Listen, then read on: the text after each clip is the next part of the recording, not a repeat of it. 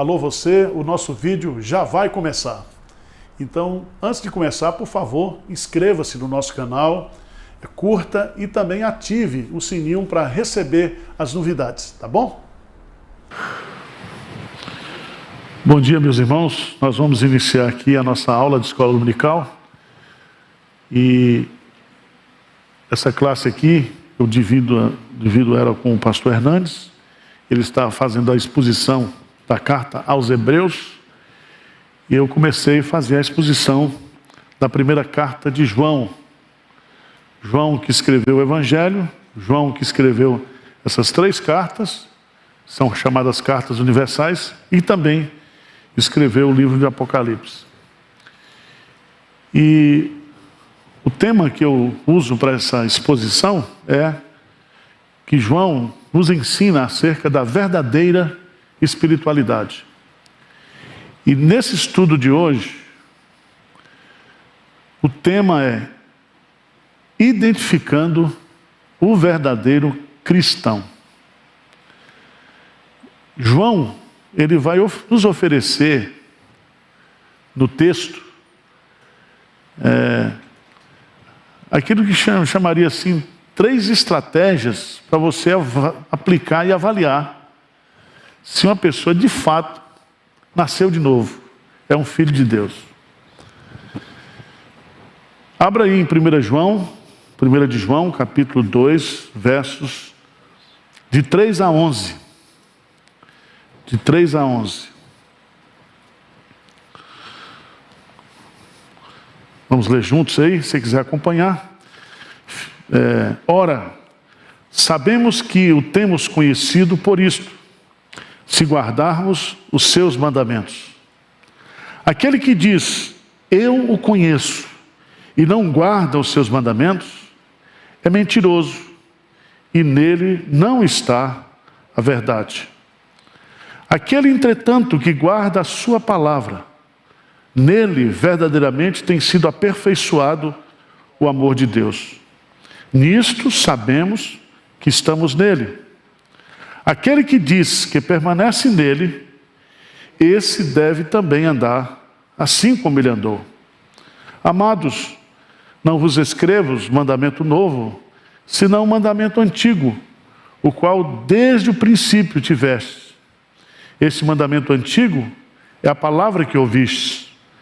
Todavia vos escrevo novo mandamento, aquilo que é verdadeiro nele e em vós, porque as trevas se vão dissipando e a verdadeira luz já brilha.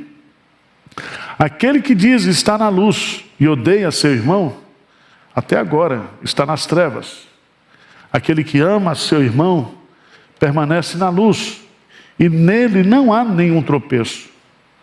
Aquele, porém, que odeia a seu irmão está nas trevas e anda nas trevas e não sabe para onde vai, porque as trevas lhe cegaram os olhos. Identificando o verdadeiro cristão. Eu não sei se vocês sabem, mas a pirataria é atualmente um dos crimes mais praticados no Brasil. O que é a pirataria? A pirataria é copiar, vender e distribuir produtos que foram copiados clandestinamente, sem pagar royalties, sem respeitar os direitos, as patentes. É tão impressionante isso no Brasil, é só você ir aí no centro de São Paulo, de vez em quando a polícia vai lá e fecha uma galeria famosa que tem lá. Hoje, a pirataria é considerado um roubo, falsificação. E incrível que mais, ou quase 50% da população brasileira usa algum produto pirata. E tem crente também que não tem dificuldade nenhuma em comprar produto pirata. Aliás, até mesmo aqui nessas transmissões aqui, tem uns irmãos aí que montam sites, certo? Muda o fundo aqui e monetiza, né? De vez em quando, nós temos que pedir lá para a empresa que cuida das nossas redes, derrubar, porque esse pessoal, eles se apropriam indevidamente do conteúdo dos outros. Eu não esquento muito, nem o pastor Hernando, porque a pirataria do evangelho, se o cara se converter, é bom, né? Agora, se o cara já faz isso, já está mostrando que ele não é bem crente, né? Mas tudo bem. É interessante que, só para você ter uma ideia, os produtos mais pirateados são os produtos eletrônicos, óculos, relógios, software, roupas, calçados, brinquedos e até remédios. Uma vez eu estava com dor de cabeça, tomei um remédio, eu acho que era pirata, porque eu tomei, acho que era placebo, era farinha. Né? Então, o falso cristão também, ele é uma ameaça para a vida da igreja. A Bíblia fala que o diabo, ele tem uma empresa de falsificação, sabia disso? E é poderosa, porque ele falsifica tudo. O diabo, ele é capaz de se transformar em um anjo de luz. Paulo fala que tem doutrinas de demônios. A Bíblia fala que tem o quê? Falsos cristãos, falsos mestres, falsos profetas, falsos ensinos, falsos milagres. Para você entender bem isso, nós teríamos que ir lá para Mateus capítulo 13, só para você ter uma compreensão. Quando Jesus conta as parábolas do reino, ele diz que o Filho do Homem veio e semeou o trigo. Mas o diabo foi lá e semeou o quê? O joio. E o joio e o trigo, eles crescem juntos. São muito parecidos. Então, para não correr o risco de você arrancar o trigo e deixar o joio dentro da igreja, ele diz, deixa comigo que eu conheço os que são crentes e eu vou fazer essa separação no final. Uma perguntinha aqui para você. Vamos abrir o confessionário. Alguma vez você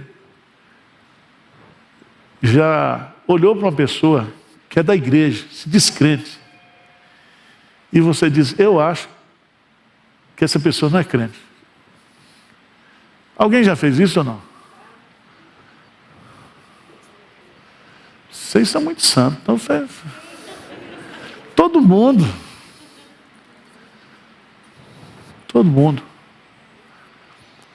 Às vezes, no presbitério, eu fico vendo as discussões dos pastores, as conversas. Eu digo, será que esse cara é pastor mesmo? Eu comigo aqui, né? Porque eu sou o bom, né? Todos nós somos os melhores crentes do mundo, né? Por isso que a Bíblia diz, não julgueis, para que não sejais julgados. Mas também a Bíblia diz que nós também precisamos ser cautelosos. Jesus diz, acautelai-vos, para que a gente não seja o quê? Enganado, iludido. Principalmente com os falsos pastores, porque o discurso principal dos falsos pastores é não toqueis nos ungidos do Senhor, não é assim? Já ouviram isso, né? Mas eu quero dizer para você que todo mundo aqui é ungido, tá? O pastor é ungido, os crentes são ungidos, porque a unção, você tem a unção do Espírito Santo.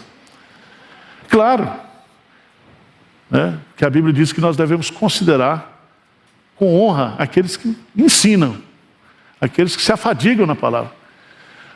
Mas não existe, a minha fé, ou a fé de qualquer um aqui, é uma fé comum a todos. Deu para entender? Não existe aqui ninguém com um DNA espiritual melhor do que o outro. Nós temos responsabilidade diante de Deus. Então, quando eu toco também numa ovelha, se eu falar mal da ovelha, eu estou falando mal do quê? Do ungido do Senhor.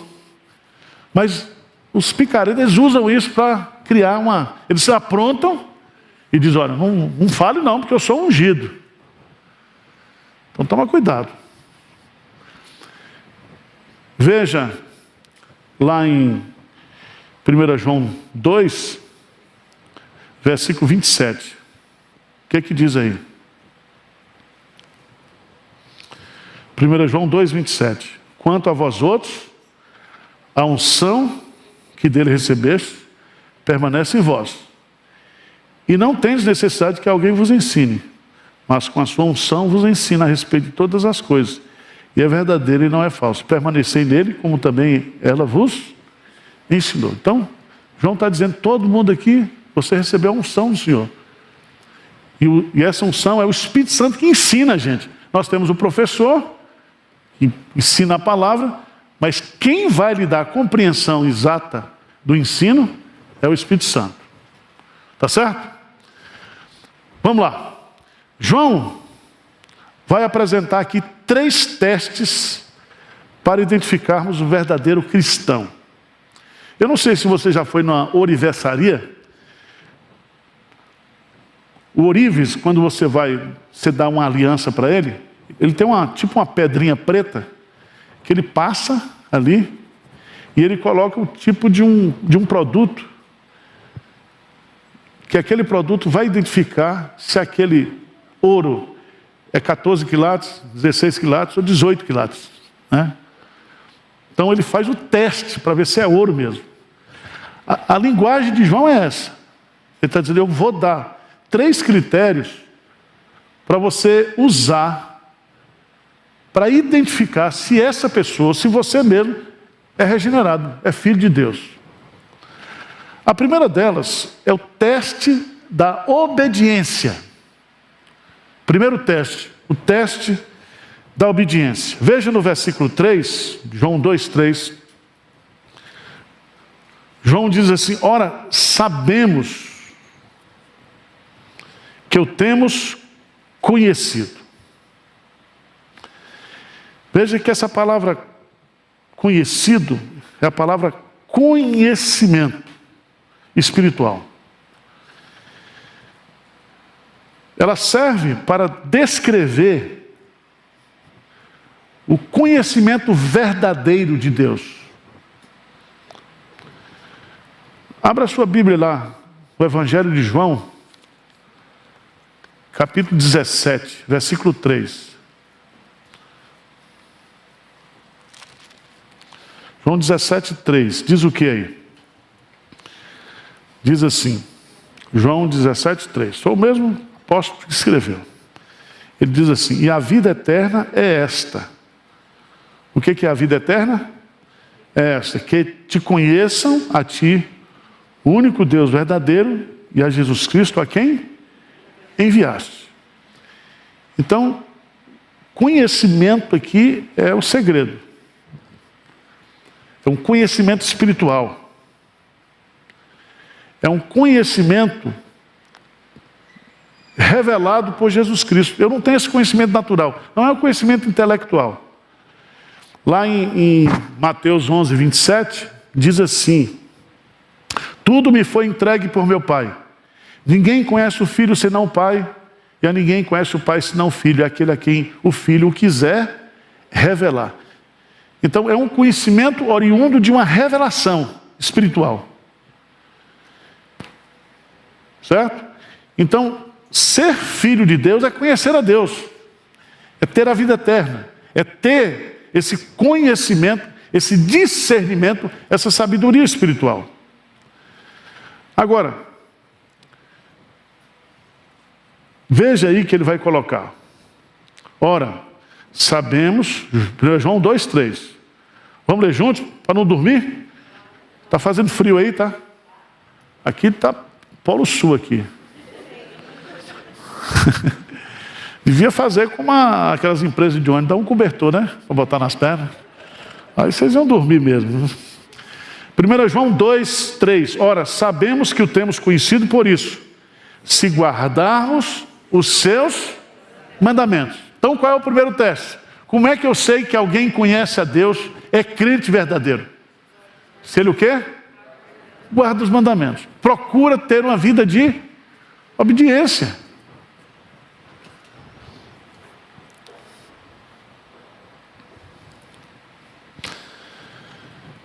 Veja aí o que ele vai dizer. Versículo 4. Aquele que diz, veja bem, aquele que diz, eu conheço, e não guarda os seus, é mentiroso. E nele não está o quê? A verdade. Aquele, entretanto, que guarda a sua palavra, nele verdadeiramente tem sido aperfeiçoado o amor de Deus. Vamos pensar aqui, gente. Vamos abrir o confessionário de novo. Vamos lá. Esquece igreja. Dentro de casa. Perguntar para as mulheres: seu marido é crente? Mais ou menos, né? Ou é mesmo? Seu marido é crente? Agora você, maridão aí, sua esposa é crente? Seus filhos são crentes? Perguntar para os filhos, né? Seu pai é crente? Sua mãe é crente? Qual é o primeiro critério? Se eles guardam o quê? Os mandamentos. Procura viver uma vida de obediência a Deus. Isso é tão sério, irmãos. É simples e é sério. Aqui nesse texto de 1 João 2:3-5, nós temos 3 ensinamentos. Diz assim: primeiro ensinamento: você conhece o verdadeiro crente por sua obediência e prática da palavra de Deus. Veja bem, tem muito crente que tem muito conhecimento teórico da palavra de Deus, mas aqui é conhecer e praticar. Segundo, todo falso crente, ele será desmascarado pela palavra de Deus. Por quê? Porque a palavra de Deus vai revelar para as pessoas a incoerência daquilo que ele fala com a maneira que ele o quê? Vive. Agora, todos nós temos um pouco de incoerência, ou não? Não é possível você ser um crente, principalmente dentro de casa, que você faz e vive todos os mandamentos. Você dá umas quedas, não dá não? Porque nós não estabelecemos aqui a questão do legalismo, não é isso? Nós não temos que ir por esse caminho. Porque o que Jesus disse? Aquele que me ama, guarda os meus mandamentos. Então a motivação de obedecer é o amor a Deus. Não é o legalismo. Tá certo? Você guarda porque você já é crente. Você não guarda para ser crente. Você já é crente. Porque você é cristão, regenerado, e você obedece.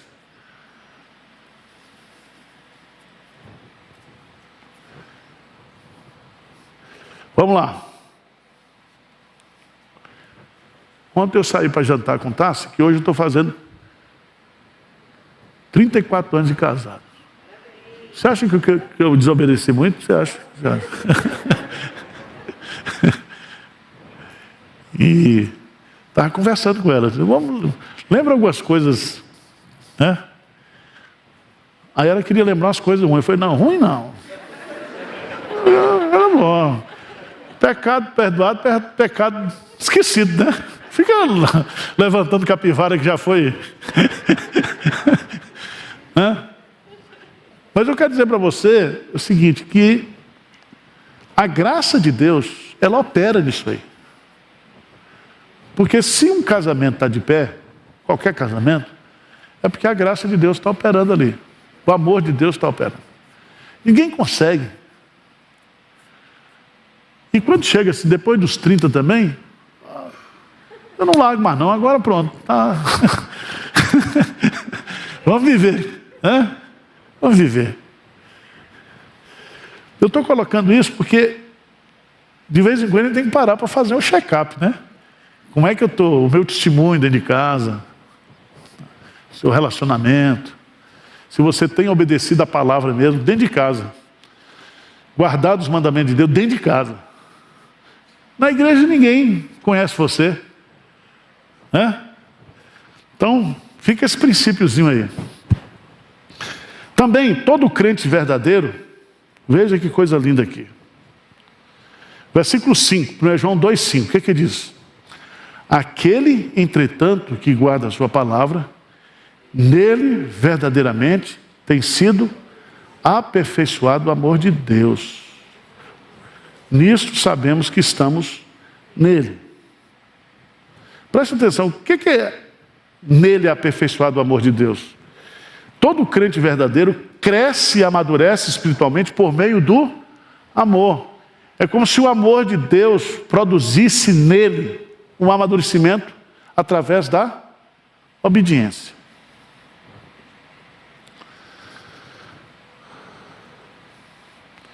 Eu queria chamar 2 textos aqui para a gente ilustrar aqui. Vamos lá para Mateus capítulo 7.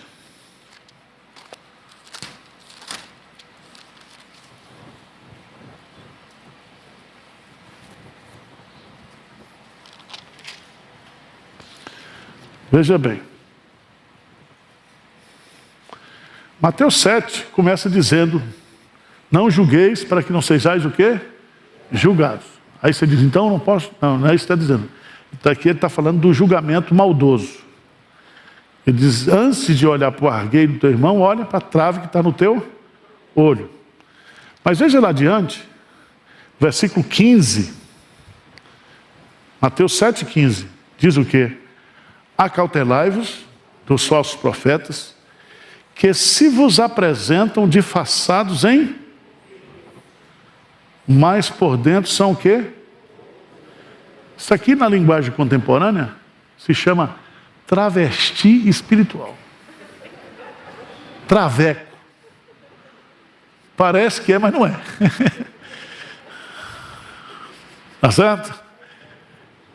E aqui é interessante você observar que ele diz o quê? Acautelai-vos. Fica esperto. Não seja bobo. Pelos seus frutos o quê? Os conhecereis. E aí ele fala, usa a figura da árvore, usa a figura também, lá em Tiago, da fonte de água, né? Agora, versículo 21. Vamos ler 21, 22 e 23. Vamos lá, bem forte. Mateus 7, 21, 22 e 23. O que diz? Nem todo o que me diz, Senhor, Senhor, entrará no reino dos céus, mas aquele que faz a vontade de meu Pai, que estás nos céus. Muitos naquele dia hão de dizer, Senhor, Senhor, porventura não temos nós profetizado em teu nome? Em teu nome não expelimos demônios? E em teu nome não fizemos muitos milagres? Então lhes direi explicitamente, nunca vos conheci, apartai-vos de mim, os que praticais o quê? A gente poderia trocar aqui a palavra iniquidade por pirataria espiritual. Porque o que é iniquidade aqui? Iniquidade é falsa profecia, é falso exorcismo, são milagres. E aqui tem um crime seríssimo, que eles fizeram tudo em nome de Jesus. E Jesus disse: eu nunca vos conheci. Quer dizer, vocês fizeram a apropriação indébita, indevida do meu nome para fazer isso. Vocês são 171. E aí o que acontece? Apartai-vos de mim, os que praticais iniquidade. Então iniquidade, irmãos, não é só aqueles pecados. Iniquidade está também no campo da espiritualidade, da falsa espiritualidade. Certo? Estão entendendo ou não? Vamos lá.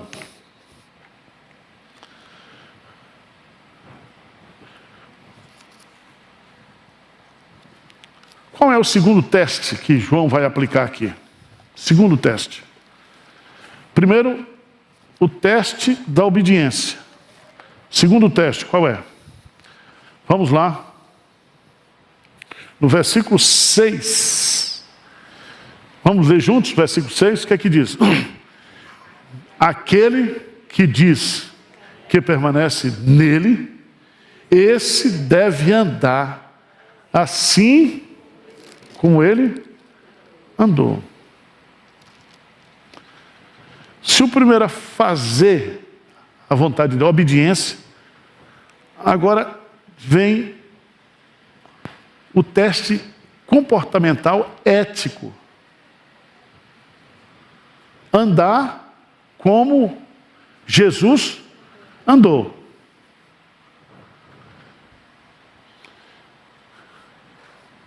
Teste da obediência é uma coisa. O teste do comportamento é outra coisa. Todo cristão verdadeiro, ele é um imitador de Cristo.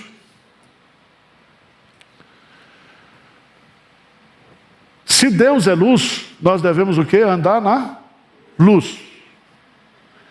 Aquele que anda nas trevas e diz que tem comunhão com ele, é mentiroso, está enganando a si mesmo. Eu queria que você fosse, por favor, 1 de Pedro, capítulo 2.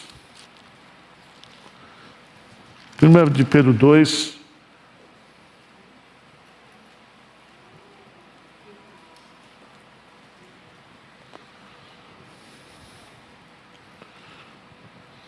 Versículo 21. Vamos ler esse versículo, porque esse versículo é muito interessante, muito bonito esse versículo. E traz uma lição aqui para nós. O que é que diz aí? Está errado aí. 1 de Pedro, capítulo 2, versículo 21. 1 de Pedro. O que é que diz?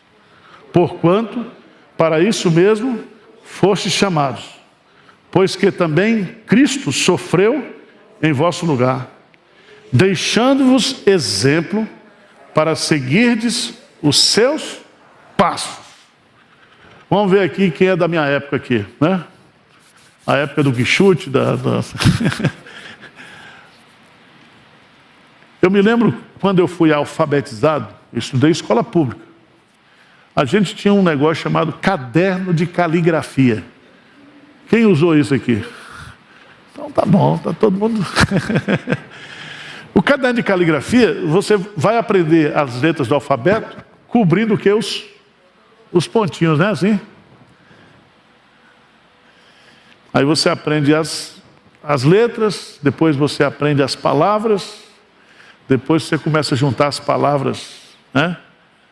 E formar as frases, tudo. E naquele tempo, tinha que ter a letra bonita, né? Caligrafia. Hoje ninguém mais está preocupado com isso, né? Porque a internet faz tudo, né? Computador. Quando Pedro diz aqui, preste atenção, deixando-vos exemplo para seguir os seus passos, é como um caderno de caligrafia. Jesus foi andando de um jeito e ele deixou os passos dele para que eu e você coloquemos o nosso pé nas pisadas dele. Deu para entender?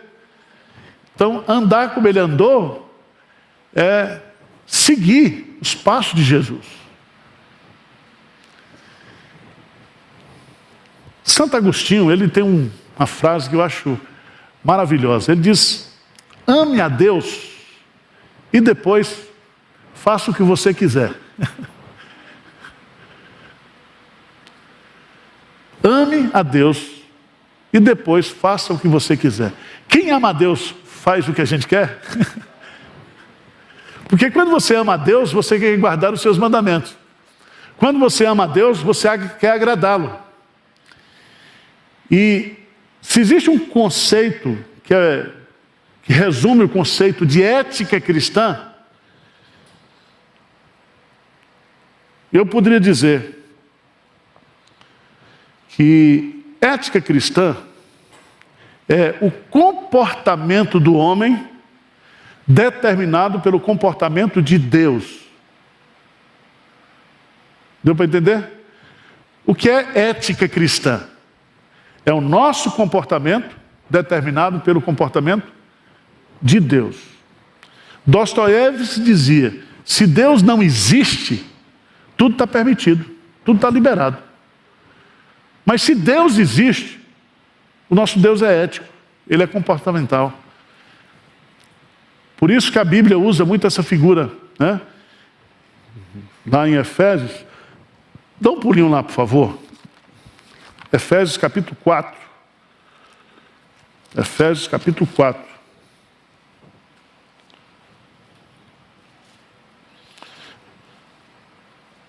Vamos ler 4, 5, 1 e 2. O que diz aí?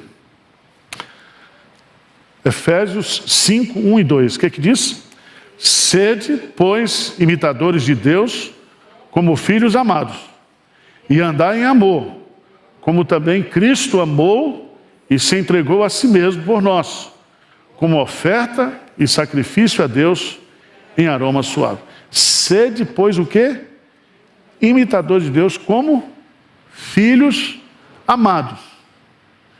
Então, o imitar aqui é um imitar que se fundamenta nesse amor, tanto no amor de Deus por nós, como o amor que nós devemos ter para com Ele. Deu para entender, gente? Eu me lembro de um livro, foi um romance, esse livro é uma ficção. Em seus passos, o que faria Jesus? Quem leu esse livro? Foi um clássico, acho que todo jovem da nossa geração aqui, dos 50, leu esse livro. Em seus passos, o que faria Jesus? Todas as vezes que você for tomar uma decisão comportamental, etc., você diz: se Jesus estivesse no meu lugar, o que ele faria? Então isso é ética, o comportamento do crente, do filho, determinado pelo comportamento do pai.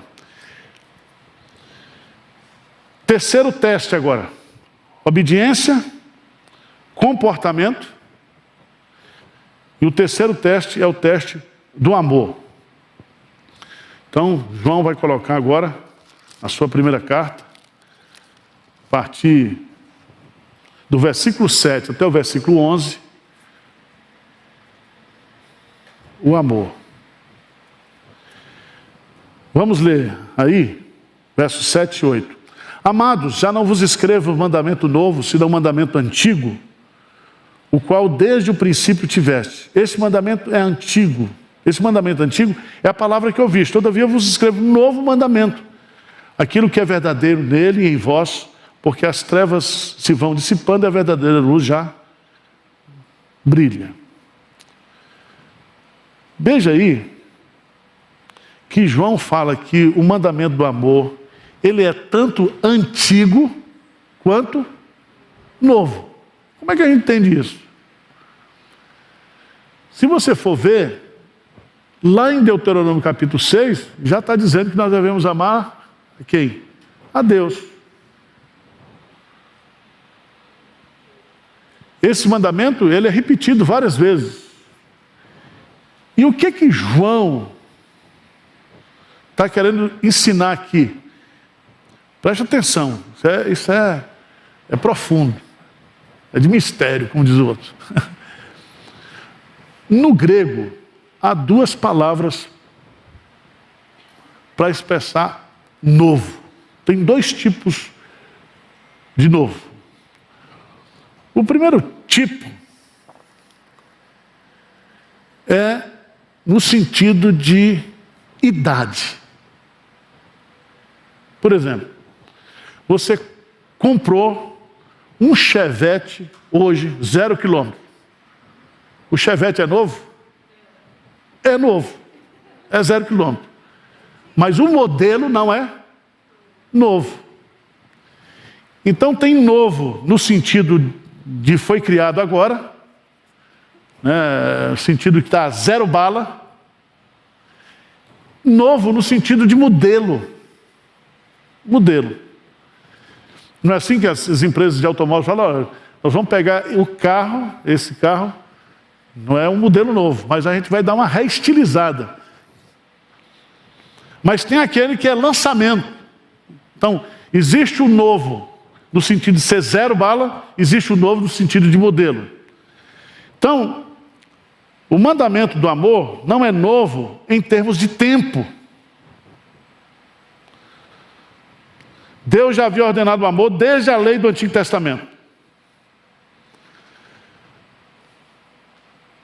Mas agora, o novo mandamento vos dou, ele é novo no sentido da qualidade, do modelo. Vamos entender isso. Em que sentido o mandamento do amor é um novo mandamento? Não sei se vocês se lembram lá. Vamos lá para João 13. João 13.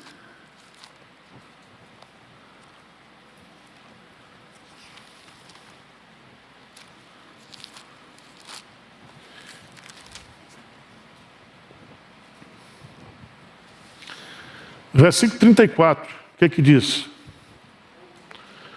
João 13, 34. O que é que diz?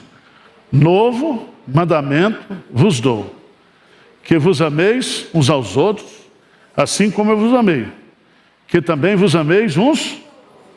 Nisto conhecerão todos que sois meus discípulos, se tiverdes o quê?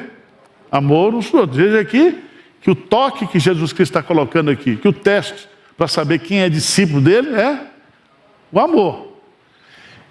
Mas ele fala novo mandamento. E aí, eu vou tentar passar para vocês aqui 5 maneiras que eu encontro nas Escrituras Sagradas porque esse mandamento ele é novo. Primeiro, por causa da sua proeminência. Ou seja, o amor é colocado como um mandamento o quê? Excelente. Excelente.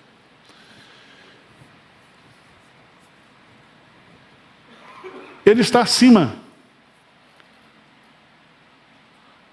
de todos os outros mandamentos. Só para você ter uma ideia da profundidade disso, vamos para 1 Coríntios, capítulo 13. Paulo diz assim: ainda que eu fale a língua dos homens e dos anjos, se não tiver amor, serei como bronze que soa, como símbolo que retine. Ainda que eu tenha o dom de profetizar e conheça todos os mistérios e toda a ciência, ainda que eu tenha tamanha fé a ponto de transportar montes, se não tiver amor, o quê? Nada serei. E ainda que eu distribua todos os meus bens entre os pobres, e ainda que entregue o meu próprio corpo para ser queimado, se não tiver amor, nada disso o quê? Aproveitará. Então, você se sacrificar, você dar seus bens aos pobres, isso não significa que você tenha o quê? Amor. O amor, segundo Paulo, cumpre a lei. O amor é o grande mandamento, é o maior de todos os mandamentos. Não perguntaram para Jesus Qual é o maior mandamento? Aí Jesus: amarás, pois, o Senhor teu Deus e ao próximo como a si mesmo. E quem é meu próximo? Ele conta a parábola do bom samaritano. E ele termina dizendo: vai tu e faz o mesmo.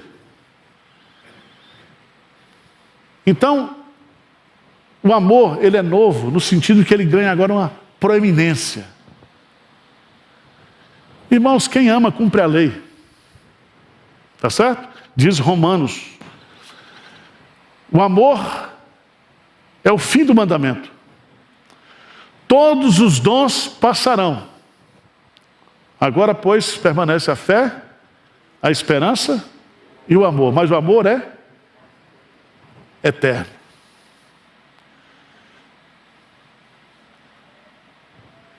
Se a gente aplicar esse teste hoje na igreja, você acha que a gente vai ser aprovado ou reprovado? Na minha vida, na sua vida. E João está dizendo: aquele que não ama, não conhece a Deus, não nasceu de Deus. Outro dia uma irmã falou comigo: pastor, eu não consigo amar os irmãos. Eu falei: minha irmã, peça a regeneração. Dizer que a gente ama todos é difícil, né? Tem uns que são mais difíceis de amar ou não? Mas a gente tem que fazer um esforço, né? Tinha uma mulher no ministério de casais, a mulher era muito chata. E ela batia, fazia umas críticas comigo. Um dia eu me reuni com ela. Falei: minha irmã, vem aqui. Olha, a partir de hoje eu não vou brigar mais com a irmã. Eu tomei a decisão de amar a irmã. Agora eu preciso do sobrenatural.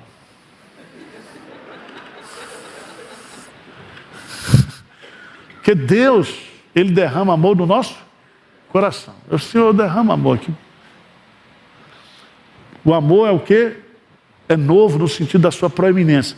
O amor também, ele é novo no seu referencial. Nós temos um referencial de amor aqui e de prática desse mandamento do amor. Quem é? Jesus. João 15:12 diz assim: o meu mandamento, Jesus está dizendo, o meu mandamento é esse, que vos ameis uns aos outros, assim como eu vos. Então veja bem, primeira coisa, o amor, ele é o que? Um mandamento, não é uma opção. É um mandamento para todos, que está no plural. Não é isso? Para todos, não é só para o pastor, não. Tem gente na igreja que cobra amor, mas não dá amor para ninguém. Só dá amor quem tem amor para dar, é ou não é? Então você precisa aprender isso. Terceiro, você tem um referencial. Assim como eu vos amei. E como foi que Jesus os amou? Com todos os nossos defeitos, né? Porque o amor ágape, que é o amor que aparece aqui, a razão do amor não está no objeto amado. O objeto amado não vale nada. Você não presta, mas eu te amo. É o amor de decisão. Certo? Terceiro lugar, de que maneira esse amor é novo? É novo em sua demonstração. Veja lá 1 João 3.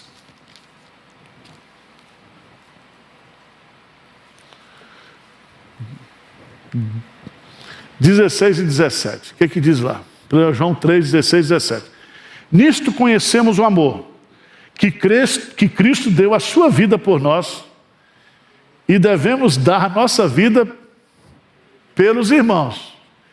Ó, você que gosta de João 3,16, agora você tem 1 João 3,16, tá? Dá a vida pelos irmãos.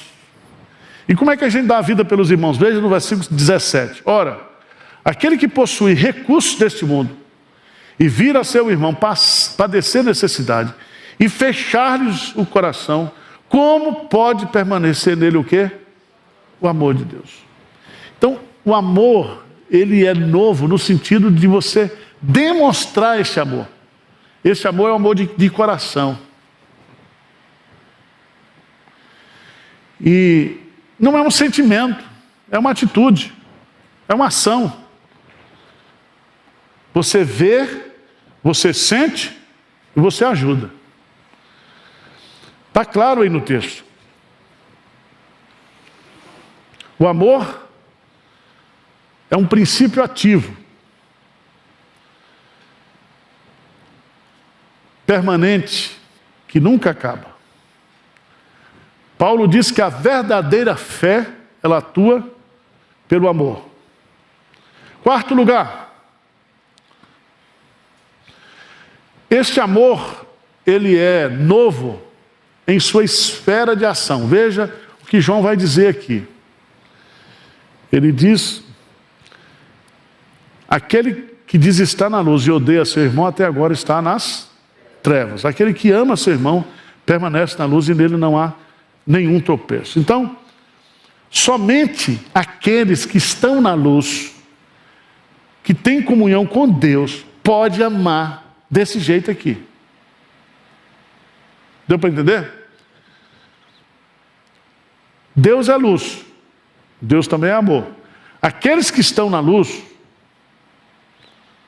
ou que estão na comunhão com Deus, estes vivenciam e expressam este verdadeiro amor. Aquele, porém, que odeia seu irmão está nas trevas, e anda nas trevas, e não sabe para onde vai, porque as trevas lhe cegaram os olhos. Veja que há 3 consequências trágicas na vida de um cristão quando ele não ama seu irmão. Ele põe em dúvida a sua conversão, ele se torna uma pedra de tropeço, ele não progride espiritualmente. Então, se você é um crente verdadeiro, você ama. E você ama porque você está nessa esfera da comunhão com Deus. Mas, por fim, esse amor, ele é novo em sua capacitação. Isso aqui dá uma aliviada para nós. Não conseguiremos amar a Deus e ao nosso próximo sem a capacitação do Espírito Santo.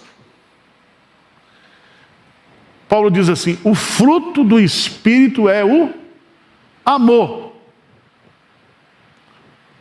Por que ele fala fruto do Espírito?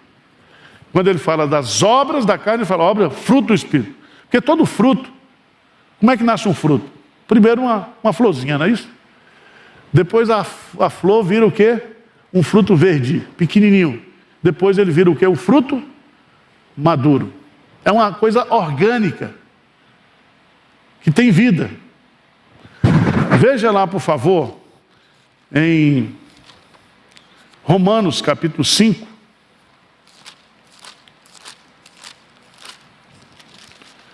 Lembre-se que quando ele diz fruto do Espírito, é porque ele está dizendo que não é fruto do homem, é só o Espírito Santo que pode produzir esse amor no meu coração e no seu coração. Romanos 5.